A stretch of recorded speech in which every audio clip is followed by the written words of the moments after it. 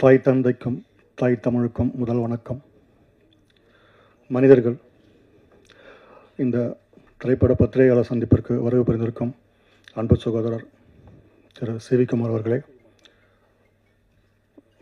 சகோதரர் திரு சந்தோஷ் பிரதாப் மற்றும் என்னுடைய இணைந்து இதை தயாரித்திருக்கும் சகோதரர் பிரசாத், தர்ணிதரன் மற்றும் என்னுடன் இணைந்து இந்த படத்தில் நடித்திருக்கும் தம்பி கபில் வளவன், தம்பி குணவந்தன், தம்பி அர்ஜுன் தேவ், ஒளிப்பதிவாளர் அஜய் அபிரகாம், படத்தொகுப்பாளர் திரு தம்பி தின்சா மற்றும் இந்த சிறப்பான நிகழ்வுக்கு வருகை புரிந்திருக்கும் அன்பு ஊடக பத்திரிகை நண்பர்கள் அனைவரையும் இந்த நிகழ்வுக்கு வருவதற்கான வரவேற்கின்றோம். முதலாவதாக இந்த திரைப்படம் ராம் என்ற புதிய ஒரு அறிமுக இயக்குனர், ஓவியக் கல்லூரியில் பயின்றவர். அவர் அந்த கதையை எங்களுக்கு சொல்லும்போது அவர் சொன்ன விதமே ரொம்ப பிடிச்சிருந்து. இன்றைக்கி இது மாதிரியான ஒரு தரமான கலைப்படைப்புகளை வெளிக்கொண்டு வருவது ரொம்ப சங்கடமாக இருக்குது. படம் எல்லோரும் பார்த்துருப்பீங்க. ஒரு சில திரைப்படங்கள் எல்லாருக்கும் பிடிச்சிருக்கலாம், ஒரு சிலருக்கு பிடிக்காமல் இருக்கலாம். அந்த விதத்தில் இந்த திரைப்படம் நாங்கள் பார்த்த வரைக்கும் மற்ற இளைய இயக்குனர்கள் ஒரு பிரிவு ஷோ போட்டு வந்தோம். அவங்க எல்லோரும் பார்த்த வரைக்கும் சிறப்பான ஒரு வரவேற்பை பெற்றிருக்கு. ஆக்சுவலி அந்த இரவை அவ்வளோ அழகாக அதில் காட்சிப்படுத்தியிருக்காங்க ஒளிப்பதிவாளர் அஜய் அபிரகாம் அவர்கள், மியூசிக் டைரக்டர் அனிலேஷ், அது பேக்ரவுண்ட் ஸ்கோரு. என்னுடன் இணைந்து நடித்த 4 பேரும், இதில் தம்பி சதீஷ், தக்ஷா அவர்கள் மட்டும் கொஞ்சம் வெளியில் இருக்கணும், வர முடியாத ஒரு சுச்சுவேஷனில் இருக்கார். 5 பேருமே எங்களால் முடிந்த, எங்களால் என்ன செய்ய முடியுமோ அதை நாங்கள் கொடுத்துருக்கோம். எங்ககிட்ட அந்த ஒரு வேலையை இயக்குனர் ராம் அவர்கள் வாங்கியிருக்கார். நாங்கள் இந்த படைப்பை எங்களால் முடிஞ்ச வரைக்கும் சரி பண்ணி கொடுத்துட்டோம். இது மேற்கொண்டு இந்த படைப்புகளை வெளியே கொண்டு போயிட்டு சேர்க்க வேண்டிய பொறுப்பு உங்களோட தான் இருக்குது. பொதுவாக எங்களுக்கு ஒரு சின்ன வயசு குழந்தை ஒரு தேவை இருக்குன்னா அவங்களுடைய அம்மா பாட்டு தான் கேட்பாங்க. அதே அந்த குழந்தை வெளியே வளர்ந்து வரும்போது அவங்களுக்கான ஒரு தேவை இருக்கும்போது அவங்களோட கஷ்ட நஷ்டங்களை சொல்கிறதுக்கு நண்பர்கள் இருப்பாங்க. எங்களை போன்ற புதிய ஒரு வரவுகள் எங்களுடைய கஷ்ட நஷ்டங்களையும் எங்களுடைய தேவைகளையும் சொன்னால் கேட்குறதுக்கு நீங்கள் மட்டும்தான் இருக்கீங்க. ஸோ உங்களால் மட்டும்தான் எங்களை மாதிரியான ஆட்களை வெளியே கொண்டு போக முடியும். இப்போ இன்றைக்கி இருக்கிற காலகட்டங்களில் ஒரு படம் பண்ணி அதை வெளியே கொண்டு வரது எவ்வளோ சிரமன்றது உங்களுக்கு எல்லாருக்குமே தெரியும். நம்ம பண்ணுற எல்லா திரைப்படைப்புகளும் சூப்பர் ஹிட்டாகவும் ஆகிறதில்ல, பார்க்குற எல்லாருக்கும் பிடிக்கிறதாகவும் நம்ம சொல்லிக்கிறதுக்கு இல்லை. ஸோ அந்த வகையில் இன்றைக்கி பார்த்திங்கன்னா ஒரு பெரிய நட்சத்திரங்களுக்கான ஊடக வெளிச்சன்றது இன்றைக்கி ரொம்ப அவசியமற்ற ஒன்று. ஏன்னா அவங்க ஏற்கனவே வெளியே வந்துட்டாங்க. இது மாதிரி இளையவர்கள் வெளியே வரணும்னா அது உங்களோட சப்போர்ட் தான் எங்களுக்கு வேணும். இந்த படம் பார்த்திங்கன்னா திண்டுக்கல்லில் ஷூட் பண்ணோம். ஒரு நைட்டில் நடக்கிற அந்த கதை கிட்டத்தட்ட 25 நாள் அங்கே ஷூட் பண்ணி 20-25 நாள் ஷூட் பண்ணோம். ஆனால் அதுக்கு 20 நாள் அங்கே ரிஹர்சல் பண்ணோம். எங்களுக்கு யாருமே தெரியாது, எங்களுக்கு யாருமே அறிமுகம் கிடையாது. ஒரு 20 நாள் தனியாக ரிஹர்சல் பண்ணதுனால தான். ரிஹர்சல் பார்த்தீங்கன்னா ஒரு இடத்துல மட்டும் இல்லை. அது இந்த ரிஹர்சல் எங்கெங்கே லொக்கேஷனில் இங்கே ஃபிக்ஸ் பண்ணியிருந்தாங்களோ அந்த லொக்கேஷன் தான் அந்த நேரத்தில் போயிட்டு இது பண்ணோம். ஸோ அதனால தான் நாங்கள் அடுத்தடுத்து எங்களை ஷூட் பண்ணும்போது ப்ராப்பராக பண்ண முடிஞ்சது. ப்ராப்பராக பண்ணியிருக்கோம்னு நம்புகிறோம். மேலும் இன்றைக்கி பெரிய பட்ஜெட் படங்களுக்கு இருக்கக்கூடிய அந்த ஒரு வரவேற்பு இந்த எங்களை மாதிரியான சின்ன பட்ஜெட் படங்களுக்கு வரவேற்பு ரொம்ப கம்மியாக இருக்குது. மக்கள்கிட்ட கொண்டு போய் சேர்த்துட்டாலுமே அவங்க தீர்ப்பு கொடுத்துருவாங்க, சரியாக இருக்கா சரியா இல்லையான்னு சொல்லிட்டு. இப்போ சமீபத்தில் பார்த்தீங்கன்னா ஒரு சின்ன ஒரு ஆதங்கம், நான் யாரும் தவறாக எடுத்துக்க வேண்டாம். ஒரு சமீபத்தில் பார்த்தீங்கன்னா ஒரு பெரிய படம், ஸோ பாகுபலின்னு வச்சுக்கோங்களேன், ஒரு பெரிய படம். டெக்னிக்கலாக எந்த ஒரு குறையும் கிடையாது, ஃபஸ்ட் கிளாஸான ஒரு வரவேற்பு தான். பட் அதே மாதிரியான படம் தான் யாத்தீஸ்னு ஒரு தமிழ் படம் தமிழ் மன்னரை பற்றின ஒரு படம் வந்தது. ஸோ ஒரு வாரத்தில் கொஞ்சம் வெளியே போயிடுச்சு அது. ஸோ அது எங்கே நடக்குது, எங்கே தப்புன்றது எங்களுக்கு சரியாக தெரியல.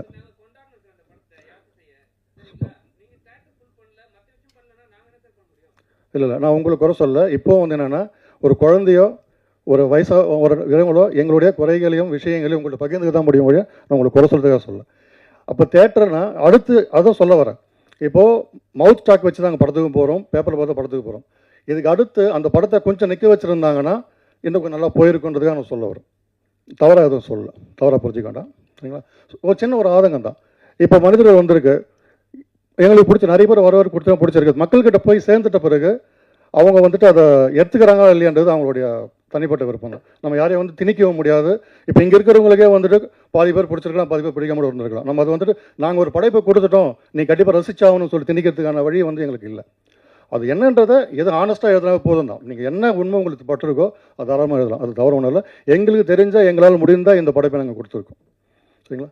ஸோ அதனால் இது மாதிரி சின்ன சின்ன விஷயங்கள் தான். இப்போ மறுபடியும் சொல்கிறேன், எங்களுடைய கஷ்டங்களையும் எங்களுடைய விஷயங்கள் நாங்கள் மட்டும் இல்லை, எங்கள் சின்ன கம்பெனி மட்டும் இல்லை, டோட்டலாக எல்லா சினிமாவுக்கு அந்த படைப்பாளருக்கு புதிய வரவுகள் இவங்க எல்லாருக்குமே உங்களை மாதிரி ஆளுக்கிட்ட தான் நாங்கள் வர முடியும். நீங்கள் மட்டும்தான் மக்களுக்கும் எங்களுக்கும் இணைப்பாக இருக்க முடியும். அதனால் உங்கள் நண்பர்களாகவும் உங்களை எங்களை குடும்பத்தில் உருவாகவும் பாவித்து நீங்கள் இதை கொண்டு போய் சேர்ப்பீர்கள் நம்பி விடைபெறுகிறேன். நன்றி, வணக்கம். வாழ்க இந்தியா, வளர்க தமிழ்நாடு, வெல்க தமிழ், வெல்லட்டும் நம்முடைய தமிழ் படைப்புகள். நன்றி. நான் உங்கள் நேரத்தை வந்து அதிகமாக எடுக்க விரும்பல. ஏன்னா எனக்கு இது ஸ்டேஜ் எல்லாம் வந்து புதுசு. இந்த மாதிரி முன்னாடி இவ்வளோ க்ரௌடு பார்க்கறது. ஏன்னா நான் வந்து ஒரு இன்ட்ரோவர்ட் மாதிரி பின்னாடியே மறைஞ்சிருப்பேன். எங்களால் முடிஞ்சதை மெனக்கெட்டு செஞ்சுருக்கோம். அதை மக்களுக்கு கொண்டு போய் நீங்கள் நல்லா சேர்த்துட்டிங்கன்னா அது மட்டும் போதும். உங்களோட என்ன opinion, either it is positive negative என்ன இருந்தாலும் நீங்கள் போடுங்க, அதுவே எங்களுக்கு அது போதும். நாங்கள் இங்கே வந்து எங்களை வந்து மிகைப்படுத்தி இது மாதிரி போடுங்க அது மாதிரிலாம் எதுவுமே கேட்கல. நாங்கள் என்ன கொடுத்தோமோ உங்களுக்கு தோன்றதை நீங்கள் எழுதிட்டு மக்கள்கிட்ட அது போய் சேர்ந்தால் அது மட்டும் போதும். அவ்வளோ. வணக்கம். ஸோ நாங்கள் ஃப்ரெண்ட்ஸ் எல்லோரும் சேர்ந்து இந்த படத்தை பண்ணியிருக்கோம். நாங்கள் ஃபஸ்ட்டு ஸ்டெப் எடுத்து வச்சுருக்கோம். நீங்கள் எல்லோரும் தான் எங்களை மேலே கை கொடுத்து மேலே கொண்டு போகணுன்னு நினைக்கிறேன். நன்றி, வணக்கம். வந்திருக்கும் அனைத்து மனிதர்களுக்கும் மனிதர்கள் படம் குழு சார்பாக நன்றியும் வணக்கத்தையும் தெரிவித்துக் கொள்கிறேன். ஒரு 10 வருட பயணம். இன்றைக்கி தான் என்னோடய முதல் மேடை இது. ஒரு 10 வருஷம் கழிச்சு கிடச்சிருக்குது. ஸோ அதுக்கு நண்பரும் இயக்குனருமான ராமேந்திராவுக்கு நன்றி தெரிவிச்சுக்கிறேன். அப்புறம் நன்றி மட்டும்தான் சொல்ல முடியும். ஏன்னா இது என்னோடய முதல் படம் இல்லையா. ஸோ பெருசாக இது என்னோட தேங்க்ஸ் மட்டும் தான் சொல்ல முடியும். ஸோ அதில் முதல் மனிதராக நிறைய மனிதர்கள் இருக்காங்க நன்றி சொல்கிறதுக்கு. ஸோ அதில் முதல் மனிதராக நண்பர் சோமசேகர்னு ஒருத்தர் இருக்கார். ஸோ அவர் மூலமாக தான் இந்த மனிதர்கள் படக்குழுக்குன்னு உள்ளே வந்தது, இத்தனை மனிதர்களையும் சந்தித்தது. ஸோ கூட வேலை செஞ்ச டெக்னீஷியன்ஸ், அப்புறம் நடித்த நடிகர்கள் எல்லாருக்கும் மகிழ்ச்சியும் வாழ்த்துக்களையும் தெரிவித்துக் கொள்கிறேன். நன்றி, தேங்க்யூ. வணக்கம். என் பேர் குணவந்தன். நான் இதில் மனோ அப்படிங்கிற கேரக்டர் பண்ணியிருக்கேன்.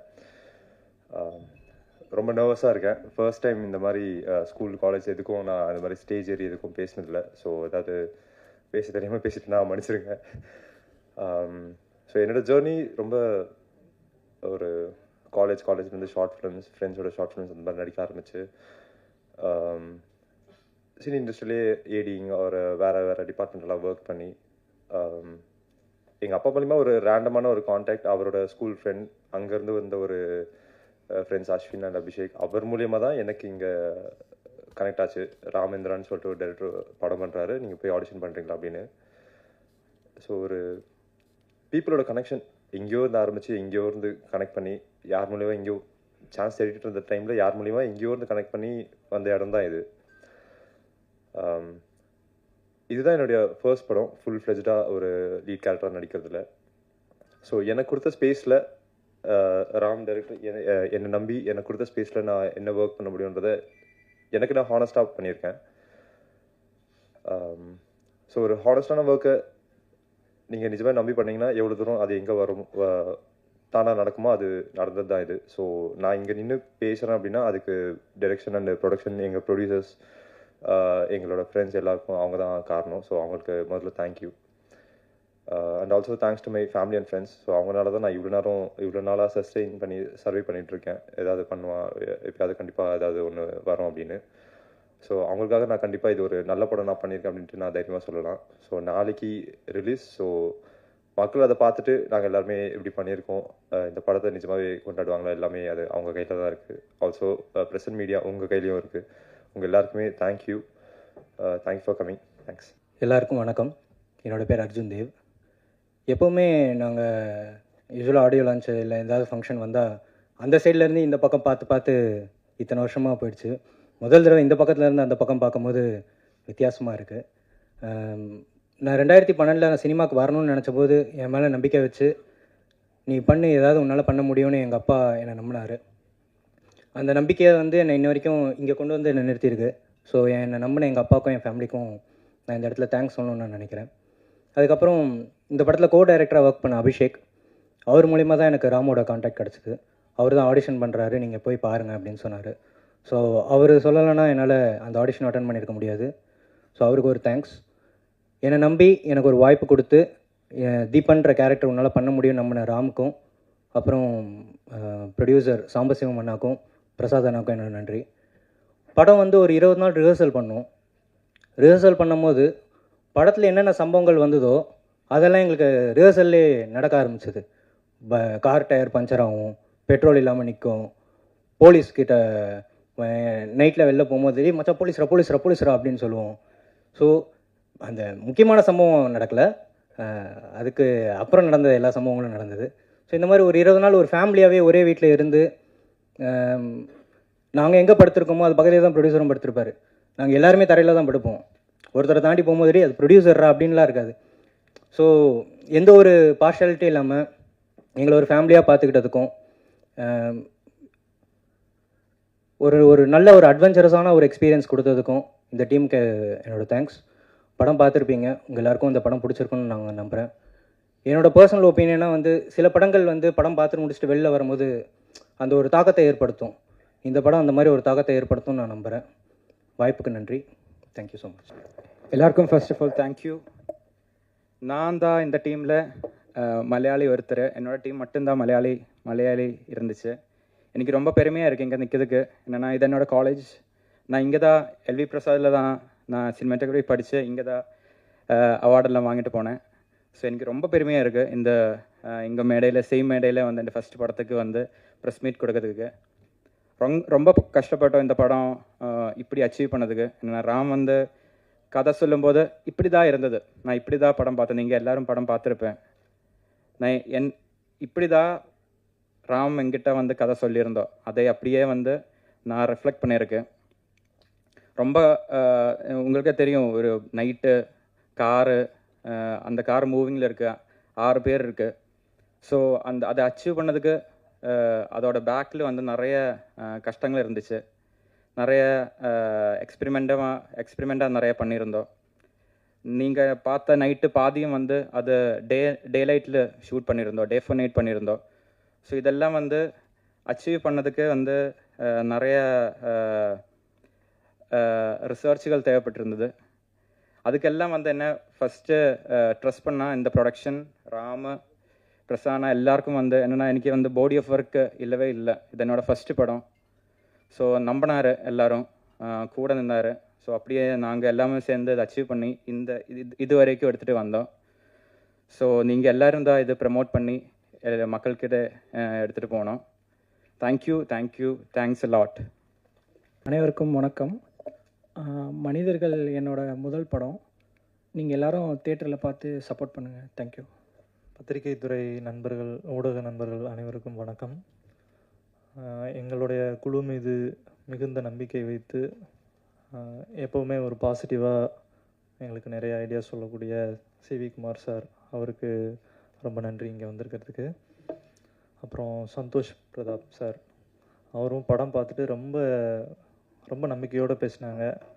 நிறைய சினிமாவில் இருக்கக்கூடிய இயக்குனர்கள் நிறைய பேருக்கு படத்தை பற்றி சொல்கிறாங்க, இந்த மாதிரி ஒரு சின்ன டீம் இருக்குது அப்படின்னு சொல்லி ஒரு பாசிட்டிவாக எல்லாருக்கிட்டையும் எடுத்துகிட்டு போகிறாங்க. அவருக்கு ரொம்ப நன்றி வந்திருக்கு. அப்புறம் எங்களுடைய மற்ற எல்லாமே நாங்கள் எல்லாம் ஒரு குடும்பம் மாதிரி தான்.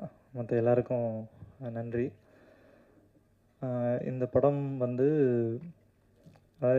பேசுகிறதுக்கு சரி ஏதாவது எழுதலாம், பயிற்சி போய் எடுத்துகிட்டு வரலாம் அப்படின்னு நினச்சேன். ஆனால் அது கூட சுத்தமாக நேரம் இல்லை. எல்லாருமே எல்லா வேலையும் பார்த்து தான் இந்த படத்தை பண்ணோம். ஒரு ப்ரொடியூசர் மாதிரி இல்லாமல் டைரக்டர் அப்படி அந்த மாதிரி இல்லை எங்களுடைய குழு. ஒரு உதவி இயக்குனர்லேருந்து ஒரு ப்ரொடியூசர் வரைக்கும் எல்லாருமே எல்லா வேலைகளையும் பார்த்து ஒரு குடும்பம் மாதிரி ஒரு கூட்டு உழைப்பில் தான் இந்த மனிதர்கள் திரைப்படம் வந்து உருவாகியிருக்கு. இதில் வந்து சிலருக்கு நான் முதல்ல நன்றி சொல்லிடுறேன். இந்த கதை வந்து எப்படி உருவாச்சு அப்படின்றத நான் சொல்லணும். எங்களுக்கு வந்து பொதுவாக வந்து பெரிய ஆடம்பர படங்கள் பண்ணுறதுல வந்து ஆரம்பத்தில் ஒரு ஈர்ப்போ உடன்பாடோ இல்லாமல் இருந்தது எங்களுடைய குழுவுக்கு. நாங்கள் வந்து ஓவியக் கல்லூரியில் பெயிண்டிங் முடித்த ஃப்ரெண்ட்ஸ் எல்லாருமே. அப்போ கல்லூரி காலத்திலேருந்து சினிமாவை பற்றின விவாதங்கள், உரையாடல் எல்லாமே வந்து எங்களுக்குள்ளே ரொம்ப தீவிரமாக இருந்துகிட்டு இருந்தது. அப்போ இருந்தே நம்ம வந்து படம் பண்ணணும், அதை பற்றின பேச்சுகள் வந்து இருந்துகிட்ருக்கோம். நான் ஒருத்தன் மட்டும் சினிமாவில் வந்து சஸ்டெயின் ஆகியிருந்தேன். மற்ற எல்லாருமே வந்து வேறு வேறு துறைக்கு போனாலுமே வந்து இந்த ஒரு 10 வருஷம் கழித்து அவங்க எல்லாரும் வந்து இணைந்து தயாரித்து இந்த படம் வந்து உருவாகியிருக்கு. இந்த கதை வந்து இப்போ நான் என்னுடைய சொந்த ஊர் வந்து திண்டுக்கல். இந்த கொரோனா டைமில் வந்து கொரோனா டைமில் தான் ஊரை பற்றி புரிஞ்சிக்க முடிஞ்சது என்னால். நான் ஸ்கூல் முடித்தோடனே வந்து சென்னைக்கு வந்தாச்சு. அந்த ஊருடைய தன்மையும் அந்த நிலத்துடைய வாசமும் அந்த உயிர்ப்பும் வந்து புரிஞ்சுக்கிற அந்த ஒரு நாள் வரும்போது நான் வந்து சென்னைக்கு வந்துட்டேன். ரொம்ப வருஷம் ஆயிடுச்சு. அதுக்கப்புறம் வந்து இந்த கொரோனா டைமில் தான் ஒரு வருஷம் வந்து தங்கக்கூடிய ஒரு சூழல் வந்தது. அப்போ தான் அங்கே இருக்கக்கூடிய மனிதர்களும், அங்கே இருக்கக்கூடிய ஸ்லாங்கும், அங்கே இருக்கக்கூடிய லேண்ட்ஸ்கேப்ஸ் எல்லாமே எனக்கு பெரிய ஒரு ஆச்சரியத்தை கொடுத்தது. நம்ம ஏதோ கற்பனையிலேயே வந்து கதைகளை பின்னிக்கிட்டு இருக்கோம், சுற்றி நம்மளை சுற்றி வந்து கவனிக்காமல் இருந்துட்டோமே அப்படின்ற ஒரு விஷயம் வந்து அப்போ தான் அங்கே ரியலைஸ் ஆச்சு. அங்கே சுற்றி இருக்கக்கூடிய நிகழ்வுகள், மனிதர்கள், அவர்களை பார்த்த அந்த அண்டர்ஸ்டாண்டிங்கில் உருவானது தான் இந்த மனிதர்கள் கதை. இந்த கதையை ரெடி பண்ணிவிட்டு நண்பர்கள்ட்ட சொல்லும்போது எல்லாருக்கும் ரொம்ப ரொம்ப பாசிட்டிவாக இருந்தது. நல்லா பண்ணலாம் அப்படி இப்படின்னு பேசிகிட்டு இருந்தோம். ஆனால் இது எந்த தயாரிப்பாளரும் ஒத்துக்க மாட்டாங்க இந்த கதையை போய் சொன்னால். வாய்ப்பு மிக குறைவு. ஏன்னா நான் எந்த திரைப்படத்துலையும் வந்து உதவியாளராக இருந்ததில்லை. ஷார்ட் ஃபிலிம்ஸ் மூலமாக தான் வந்திருக்கேன். அப்போ நம்மளுடைய ப்ரொஃபைல் வந்து ரொம்ப முக்கியமாக இருக்குது. அது கொஞ்சம் ஒரு தடையாகவும் இருந்தது. அப்போ நம்ம வந்து ஃப்ரெண்ட்ஸ் எல்லாம் சேர்ந்து இண்டிபெண்ட்டாக பண்ணலாம் அப்படின்னு ஒரு சின்ன பேச்சு கிளம்பிட்டு இருந்தது. அப்போ ஒரு உரையாடலில் வந்து நாங்கள் ஒரு 7-8 நண்பர்கள் ஒன்றா உட்காந்து பேசிகிட்டு இருந்தோம். அப்போ வந்து பிரசாத் அண்ணா, ராஜேந்திர பிரசாத், அவர் வந்து ஒரு 10 வருஷத்துக்கு முன்னாடி நான் கல்லூரி காலத்தில் பார்த்தது. அன்னைக்கு வந்து வந்திருந்தார், எதேர்ச்சியாக வந்திருந்தார். அவர் அடையாளம் கூட எனக்கு தெரியல. இப்போ தாடி மீசெல்லாம் வளர்த்து அங்கே பேசிகிட்டு இருக்கும்போது என்ன பண்ணிகிட்டு இருக்கீங்க என்னும்போது இந்த மாதிரி வந்து ஒரு இண்டிபெண்ட்டாக ஏதாவது படம் பண்ணலான்ட்டு ஒரு கதை ரெடி பண்ணியிருக்கேன் அப்படின்னாரு. அப்படியா, என்ன எப்படி பண்ணுவீங்க அப்படின்லாம் கேட்டார். சொன்னேன், இந்த மாதிரி ஒரு சின்ன தொகை இருந்ததுன்னா பண்ணிடலாம். அப்படியா அப்படின்னு சொல்லிட்டு உடனே பேக்கில் இருந்து ஒரு 1.5 லட்ச ரூபாய் எடுத்து கையில் கொடுத்தாரு. கொடுத்துட்டு நீங்கள் வேலையை ஆரம்பி அப்படின்னாரு. அது எல்லாருக்கும் வந்து பயங்கர ஒரு அதிர்ச்சி, அப்புறம் நெகிழ்ச்சியாகவும் இருந்தது. நாங்கள் ஃப்ரெண்ட்ஸ்லாம் ஒரு மாதிரி கலக்கமாயிட்டோம். நீ இப்போயே ஆரம்பி, நான் மற்ற அமௌண்ட்லாம் தரேன் அப்படின்ட்டு. அப்போ உடனே பக்கத்தில் இருக்க ஃப்ரெண்ட்ஸ் எல்லாருமே வந்து நான் ஒரு 4 லட்சம் தரேன், 5 லட்சம் தரேன் மச்சி, நானும் ரெடி பண்ணுறேன் அப்படின்னு சொல்லி இது இந்த மாதிரி வந்து உருவாச்சு. இது யாரும் நினச்சி பார்க்க முடியாதது. இது இப்படி நடக்குமா அப்படின்னும் தெரியல.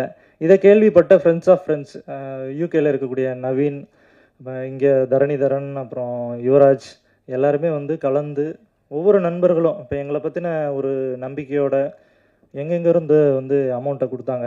இப்போ ரொம்ப நம்ம வற்புறுத்தியோ இல்லை யார்கிட்டையும் வந்து சார் எப்படியாவது பண்ணுங்க அந்த மாதிரி வந்து நம்ம கேட்கவே இல்லை. இது வந்து ஒரு முழுக்க ஒரு நம்பிக்கையின் பேரில் தான் இந்த ஒரு கூட்டணி வந்து உருவாச்சு. அப்படி தான் இந்த படம் வந்து ஸ்டார்ட் ஆச்சு. அதுக்கு ரொம்ப முக்கிய காரணமாக இருந்த பிரசாத் அண்ணாவுக்கு ரொம்ப நன்றி. அதுக்கப்புறம் வந்து தரணிதரன், பரிமளா குலோத்துங்கன், அதுக்கு அடுத்து நண்பன், அப்புறம் யுவராஜ், அவர் வந்து இங்கே வரல. இப்போ இன்னொரு யுவராஜ் வந்திருக்காரு, அந்த நண்பர். இவங்க எல்லாருக்கும் நன்றி.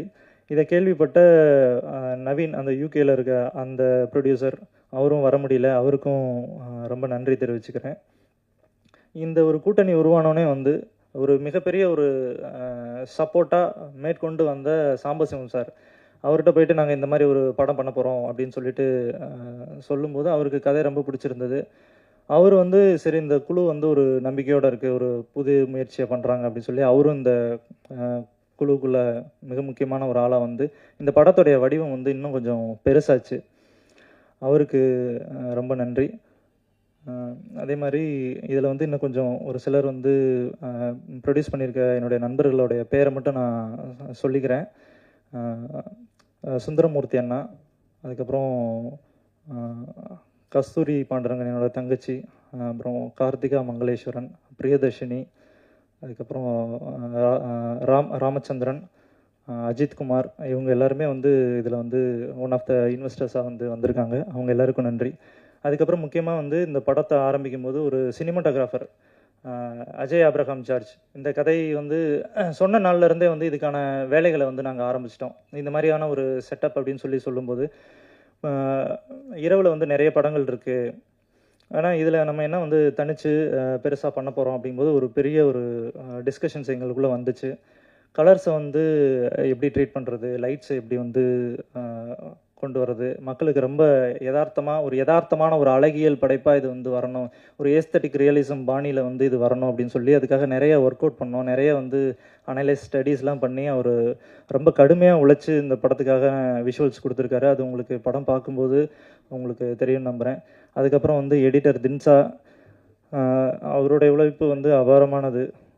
கிட்டத்தட்ட ஒரு 10 மாதத்துக்கிட்ட இந்த படத்துடைய படத்தொகுப்பு நடந்தது.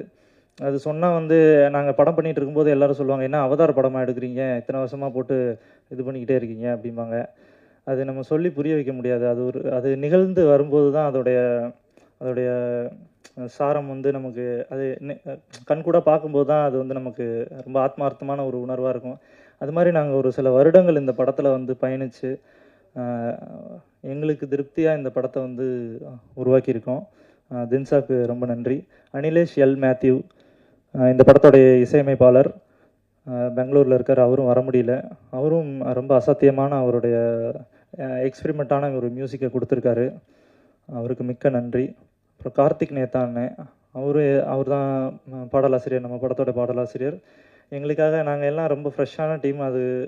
அவருக்கு வந்து எங்களுக்கு வந்து ரொம்ப ஒரு சப்போர்ட்டான ஒரு ஆள். எப்பயுமே வந்து ரொம்ப தைரியத்தையும் தன்னம்பிக்கையும் கொடுக்கக்கூடிய ஒருத்தர்.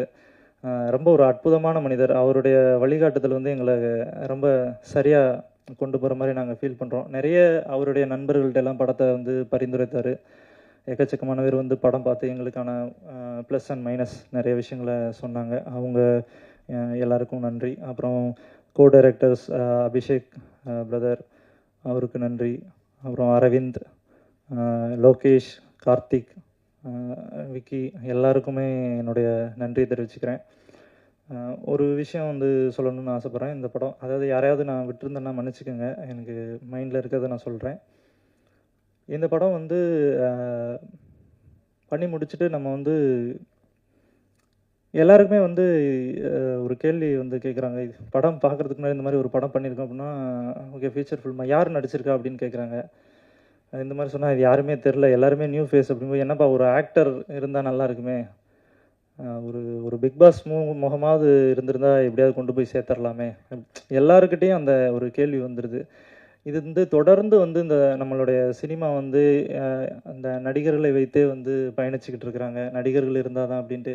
இது வந்து ஒரு ரொம்ப சிக்கலான ஒரு விஷயமா இருக்குது புதிய இளம் தலைமுறை படைப்பாளிகளுக்கு. இந்த ஜென்ரேஷனில் தான் எங்கள் கைக்கு வந்து கேமரா வந்திருக்கு. கேமராவை எடுத்துகிட்டு இறங்கலாண்டா அப்படின்னு சொல்லிட்டு ஒரு 4 பேர் சேர்ந்தால் படம் பண்ணிடலாம் அப்படின்ற ஒரு சாதகமான சூழல் வந்து இந்த ஜென்ரேஷனுக்கு வந்திருக்கு. இந்த நேரத்தில் நாங்கள் எங்கே போய் நடிகர்களை பிடிக்கிறது? எல்லாருமே நியூ ஃபேஸு, எங்களுக்கு யார் ஒத்துழைப்பு கொடுப்பா? நாங்கள் ஒருத்தரை நம்பணும், அவங்களும் எங்களை நம்பணும். இந்த மாதிரியான ஒரு சூழலில் தான் இந்த சின்ன சின்ன படங்கள் வந்து உருவாகும். அப்போ எல்லாரும் இந்த ஒரு கேள்வியை கேட்டுக்கிட்டே இருக்காங்க. எங்களுக்கு என்னென்னா, பார்த்து பழக்கப்பட்ட முகங்களை எத்தனை தடவை நீங்கள் பார்த்துட்டே இருப்பீங்க? பார்த்த முகங்களோட பார்க்காத முகங்களில் தானே சுவாரஸ்யம் அதிகமாக இருக்குது. அப்படி தான் நான் இந்த படத்தை வந்து நாங்கள் நம்பினோம். எப்பயுமே பார்த்து இவங்க முகம், இவங்க எது சொன்னாலுமே ஒரு 4-5 நடிகர்களை வச்சே நம்ம வந்து அந்த கதையை கேட்கும்போது அந்த கதை வடிவம் முடிஞ்சு வரும்போதே ஒரு சலிப்பு தட்ட ஆரம்பிச்சிருது. இப்போ இந்த படம் வந்து என்னை பொறுத்த வரைக்கும் ரொம்ப அபாரமாக இருக்காததெல்லாம் கிடையாது. ஒரு புதிய அனுபவத்தை உங்களுக்கு கொடுக்கும். அந்த புதிய அனுபவம் எப்படி வருதுன்னா, இந்த புதிய முகங்களை பார்க்கும்போது தான் அது வருதா நான் நம்புகிறேன். முன்னாடி கொஞ்சம் நம்ம சினிமாவில் கொஞ்ச நாளுக்கு முன்னாடி கூட ஒரு 30 வயசுலேருந்து 40 வயசு அந்த யங் ஜென்ரேஷனாக பார்த்தா ஒரு ஆக்டர்ஸ் வந்து ஒரு 20-25 பேர் இருப்பாங்க ஒரு 15 வருடங்களுக்கு முன்னாடி. இன்றைக்கி அந்த நடிகர்களோட எண்ணிக்கை வந்து ரொம்ப குறைஞ்சிருச்சு, ரொம்ப சொற்பமாக இருக்குது. எந்த தயாரிப்பாளர்கிட்ட போனாலுமே வந்து ஒரு 4-5 நடிகர்களை வச்சு அந்த கதை பண்ணக்கூடிய ஒரு சூழல் வந்து இருக்குது. அது வந்து கதைக்கு ரொம்ப பெரிய சாபக்கேடுன்னு நான் நினைக்கிறேன். அந்த கதை வந்து உருவாகி அடுத்த கட்டத்துக்கு போகும்போதே அது நீர்த்து போக ஆரம்பிச்சிருது. ஒரு 18 வயது இளைஞனுக்கு ஒரு கதை பண்ண முடியல, 60 வயது ஆட்களுக்கும் ஒரு கதை பண்ண முடியல. எல்லா கதைகளும் இந்த மாதிரியான ஒரு குறிப்பிட்ட வயது நபர்களுக்காக சுருக்கப்படுது, அதோடைய தன்மையை வந்து இழக்குது. அது வந்து ரொம்ப சிக்கலானது. நம்ம எல்லாரும் சேர்ந்து புதிய முகங்களை வந்து ஏற்றுக்கொள்ள வந்து பழகணும். அதை கொஞ்சம் நான் எல்லாருக்கிட்டையுமே அது வந்து குறிப்பிட்டு சொல்ல முடியாது. தயாரிப்பாளரோ வந்து இல்லை மக்களோ யாரையுமே நம்ம வந்து குறிப்பிட்டு சொல்ல முடியாது. இது எல்லாரும் சேர்ந்து உருவாக்கக்கூடிய ஒரு விஷயம். இது மாதிரி தான் நடிகர்கள் மாதிரி எல்லாரையுமே இயக்குனர்கள் எல்லாரையுமே நான் சொல்கிறேன். அது வந்து ஒரு ஹெல்த்தியான ஒரு விஷயமா இருக்கும் நினைக்கிறேன் திரைப்படத்துறைக்கு. இந்த படம் வந்து பார்த்த இயக்குனர்கள், ஒளிப்பதிவாளர்கள், நிறைய டெக்னீஷியன்ஸ் பார்த்தாங்க. ரொம்ப பாசிட்டிவான ஃபீட்பேக்ஸ் வந்துச்சு. இது வந்து மக்கள்கிட்ட கொண்டு போய் சேர்க்கறதுக்கு ஒரு மிகப்பெரிய சிரமமாக இருக்குது. எப்பயுமே ஒரு படத்தை வந்து யாராவது ஒரு பெரிய ஆள் சொன்னால் தான் வந்து அது நல்லாயிருக்கு அப்படின்னு எல்லாரும் நம்பக்கூடிய ஒரு விஷயம் வருது. யாராவது சொல்லணும் அப்படின்னு எதிர்பார்க்குறாங்க. அது சொல்லி முடிக்கிறதுக்குள்ளே அந்த படம் எங்கேயோ போயிடுது, காணாமல் போயிடுது.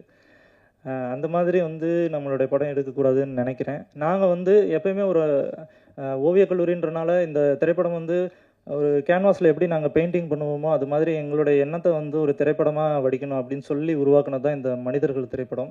இதில் வந்து எந்த ஒரு சமரசமோ தலையீடுகளோ வந்து பெருசாக இல்லை. எல்லாருமே நண்பர்களாக இருந்தனால அந்த ஒரு விஷயம் அமைஞ்சது எங்களுக்கு. அது ரொம்ப முக்கியமான விஷயம். அதாவது ஓவியத்துறையிலேருந்து வந்தனால நான் சொல்கிறேன். என்னுடைய பாயிண்ட் ஆஃப் வியூ என்னென்னா, ஒரு ஓவியம்னா அதை நாங்கள் மாஸ்டர்ஸை வந்து ஃபாலோ பண்ணுவோம். மாஸ்டர்ஸை வந்து அந்த படைப்பை காட்டணும் அப்படின்ற மாதிரி நினைப்போம். அது மாதிரி தான் நாங்கள் வந்து இந்த திரைப்படத்தையும் வந்து ஒரு மாஸ்டர்ஸ் பார்த்தா நல்லாயிருக்கும். ஏன்னா எங்களுக்கு சினிமா பின்புலம் எதுவுமே கிடையாது, யாருக்கும் யாரையும் தெரியாது. எப்பயுமே வந்து ரொம்ப சிரமப்பட்டு தான் முயற்சி பண்ணுறோம். எங்களுடைய ஒரு வேண்டுகோள் என்னென்னா, திரைத்துறையில் இருக்கக்கூடிய மாஸ்டர்ஸ் அவங்க வந்து எங்களுடைய படத்தை பார்க்கணும் அப்படின்னு நான் விரும்புகிறேன். அதை உங்கள் வழியாக வந்து சொன்னால் வந்து அவங்களுக்கு போய் சேரும் அப்படின்னு நினைக்கிறேன். ஏன்னா யாரையும் ஈஸியாக என்னால் தொடர்பு கொள்ள முடியாது, அது தவறு கிடையாது. அப்போ இந்த மாதிரியான ஒரு பெரிய இயக்குனர்களோ பெரிய நடிகர்களோ திரைத்துறையில் முக்கியமாக இருக்கக்கூடிய கலைஞர்கள் வந்து மனிதர்கள் திரைப்படத்தை பார்த்து அதை பற்றின கருத்துக்களை பகிர்ந்தால் அது இன்னும் கொஞ்சம் மக்களுக்கு கொண்டு போய் சேர்க்க முடியும், நிறைய மக்களுக்கு. அதை உங்களோட வாயிலாக நான் கேட்டுக்கிறேன். எல்லாருக்குமே ரொம்ப நன்றி. ஊடகத்துறை நண்பர்கள் அனைவருக்கும் இது மக்கள்கிட்ட கொண்டு போய் சேருங்க. தேங்க்யூ. நான் குறிப்பிட்டு பேசாமல் விட்டுட்டேன். ஏன்னா ரொம்ப அபாரமான பயங்கர கடுமையான உழைப்பு வந்து கொடுத்துருக்காங்க. நீங்கள் படம் பார்த்தீங்கன்னா தெரியும். ரொம்ப சகதியிலையும் மழையிலையும் இவங்க வந்துட்டு அந்த ஒரு 40 நாள் கழித்து திண்டுக்கல்லேருந்து கிளம்பும்போது என்னோடய குடும்பத்தாரே ரொம்ப வேதனைப்பட்டாங்க இவங்கள பார்த்து. யாரா இவங்க இந்த பசங்களை பிடிச்சிட்டு வந்து இவ்வளோ வதச்சிட்டிங்களே அப்படின்ற மாதிரி. இது வந்து நீங்கள் படம் பார்க்கும்போது உங்களுக்கு ரொம்ப தெரியும் எவ்வளோ கடுமையாக உழைச்சிருக்காங்கன்னா. அவங்க எல்லாருக்கும் ரொம்ப நன்றி. அதுக்கப்புறம் வந்து இந்த படம் வந்து ஒரு தியேட்டர் எக்ஸ்பீரியன்ஸுக்கான ஒரு ஃபில்மாக தான் நம்ம பண்ணியிருக்கோம். ஒரு சின்ன படமாக இருந்தாலுமே வந்து சவுண்ட் டிசைன்லேருந்து கிரேடிங் எல்லா விஷயமுமே வந்து ரொம்ப மெனக்கெட்டு தியேட்டரில் ஆடியன்ஸ் பார்த்தா இது நல்லாயிருக்கும், நல்லா இருக்கணும் அப்படின்னு சொல்லி தியேட்டர் எக்ஸ்பீரியன்ஸுக்கான ஃபில்ம் வந்து குறைஞ்சிக்கிட்டே இருக்குது, உலக அளவில் வந்து குறைஞ்சிக்கிட்டே இருக்குது.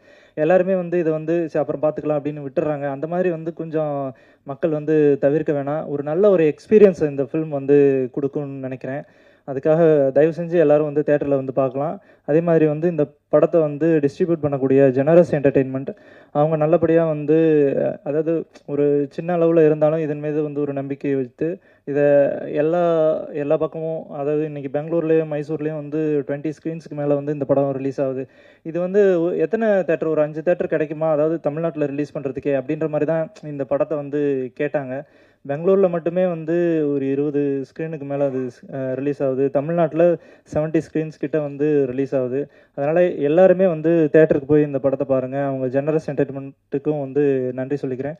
அப்புறம் இங்கே வந்திருக்கக்கூடிய எல்லா ஊடக நண்பர்கள் அனைவருக்கும் எல்லாருக்கும் எங்களுடைய குழு சார்பாக மிக்க நன்றி. நன்றி. அனைவருக்கும் வணக்கம். பத்திரிகை ஊடகத்துறை நண்பர்கள் அனைவருக்கும் வணக்கம்.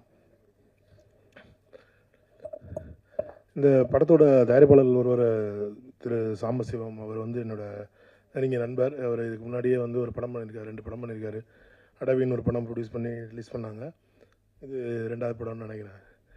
இந்த படம் எடுத்துகிட்டு இருக்கும்போது என்கிட்ட வந்து ஒரு நாள் சொன்னார், இந்த மாதிரி பாதி ஃபுட்டேஜ் இருக்குது பார்க்குறீங்களா அப்படின்னா. நான் படம் பார்த்துட்டே இருந்தேன். அப்புறமேல் கேட்டேன், என்னங்க பேசிகிட்டே இருக்காங்க, யாரும் லேடிஸே இல்லை, ஹீரோயினே கிடையாது படத்தில் அப்படின்னு. அவர் இல்லைங்க, நாங்கள் 5 பேர் தான், இது மட்டும் தான் நாங்கள் போயிட்டுருக்கோம் அப்படின்னாரு. அப்போ நான் அவர்கிட்ட ஒரு இன்சிடென்ட் சொன்னேன். இல்லைங்க, நாங்கள் சூதுன்னு ஒரு படம் எடுத்தோம். அதில் வந்து அந்த பொண்ணு வந்து கனவுல வருவாங்க அந்த படம்.